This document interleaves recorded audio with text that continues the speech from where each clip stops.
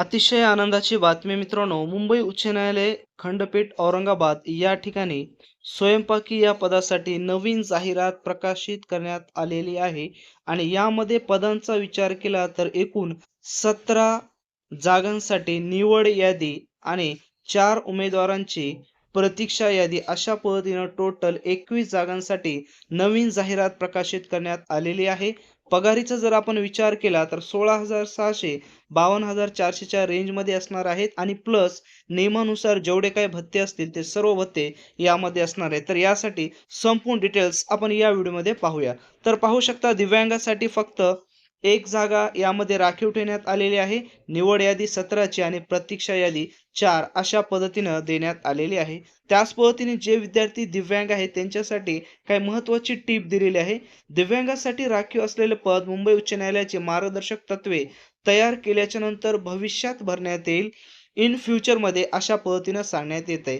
तर तुम्हाला काय करायचंय ऑफलाईन पद्धतीने हा अर्ज भरायचा. अर्ज कुठं भेटते, कशा पद्धतीने फॉर्म फिलिंग करायचं ते देखील ह्याच व्हिडिओमध्ये तुम्हाला पूर्ण डिटेल्स मिळणार आहे. तर मित्रांनो 10 सप्टेंबर ही अंतिम दिनांक आहे.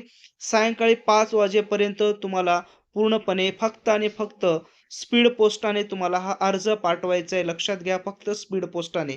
पाठवण्यासाठी कोणता पत्ता दिलेला आहे तर हा जो हायलाइट्स केलेला आहे तुम्हाला दिसत आहे ह्या पूर्ण ॲड्रेसवर तुम्हाला काय करायचं स्पीड पोस्टानं पूर्ण तुमचा अर्ज भरलेला तुम्हाला पाठवायचा आहे. तर पात्रता काय दिलेली आहे पाहू शकता. फक्त यामध्ये उमेदवार 4थी पास असला तरी तुम्हाला हा फॉर्म फिल करता. याचा अर्थ असा नाही की 4थीच पास असावा. 4थी पेक्षा जास्त कितीही तुमची पात्रता असले तरी तुम्हाला हा फॉर्म भरता येणार आहे. परंतु किमान 4थी पास असणं मस्ट आहे. तर अशा पद्धतीने याची पूर्णपणे काय आहे मित्रांनो यामध्ये पात्रता आहे. सर्वात महत्त्वाचं म्हणजे स्वयंपाकाचं जर यामध्ये प्रमाणपत्र असेल तर प्राधान्य देण्यात येईल. असं नाही प्रमाणपत्र नसेल तर तुम्हाला फॉर्म भरता येणार नाही. असं काही नाही. प्रमाणपत्र असेल तरी फॉर्म भरता येईल, नसेल तरी तुम्हाला फॉर्म भरता येणार आहे. परंतु पुढे काय म्हणले, उमेदवाराकडे स्वयंपाकाचे पुरे ज्ञान व अनुभव असणे आवश्यक आहे. त्याबद्दल थोडीशी माहिती आणि अनुभव तुमच्याजवळ असायला पाहिजे आणि प्रमाणपत्र जर असेल तर मात्र तुम्हाला त्यामध्ये प्राधान्य देण्यात येणार आहे. पुढे यामध्ये पाहू शकता पात्रतेच्या अटी सर्व डिटेल्स केलेले आहेत. आता महत्त्वाचा मुद्दा आपण पाहूया. हे जे सर्व प्रमाणपत्र आहे तुम्हाला काय करायचे पहा A4 चं लिफाफा घ्यायचं. त्या लिफाफ्यामध्ये सर्वांची झेरॉक्स काढायची. त्यामध्ये सेल्फ अटेस्टेड बाय मी लिहून तुमचं नाव आणि साइन तुम्हाला करायची.